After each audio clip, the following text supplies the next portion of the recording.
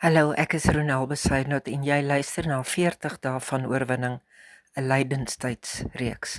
Vandag is die 36ste dag in lydingstyd. En ons tema vandag gaan oor oorwinning oor skaamte. Ek lees graag vir jou uit Johannes 19 vers 23. Toe die soldate Jesus dan gekruisig het, het hulle sy boklere gevat en dit in 4 dele verdeel, vir elke soldatedeel. Hy het ook sy onderkleed gevat. Kruisiging was nie net 'n doodsvonnis nie. Dit was 'n openbare vernedering. Die veroordeelde is ontklee, uitgelewer, tentoongestel. En skaamte was deel van die straf, om alles wat jou bedek en beskerm weg te neem, om kwesbaar te hang voor oë wat staar en spot. So hang Jesus, ontbloot, weerloos. Ons ken ook skaamte oor wat ons gedoen het, oor wat ons nagelaat het, oor dele van onsself wat ons wegsteek. Skaamte fluister, bly weg, moenie raak gesien word nie.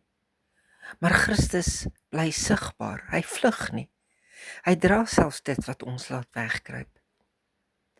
En onder daardie oop hemel besef ons, hy het niks teruggehou nie. Nie eens sy waardigheid nie, sodat ons nie meer hoef weg te kruip nie. Mag ek saam met jou bid?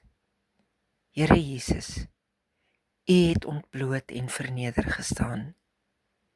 U ken my skaamte, my wegsteek, my vrees. Waar ek myself verberg, roep U my nader.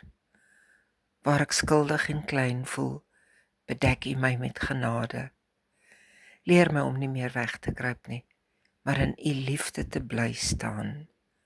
Amen. Net voordat ek groet, hierdie dagstukke verg tyd en hulpbronne om te skep en te deel. Ek wil dit gratis hou vir almal, maar as jy die vermoë het om te help dra, maak jou ondersteuning 'n tasbare verskil. Sou jy wou, die inligting is in die geskrewe teks. 'n Mooi dag vir jou.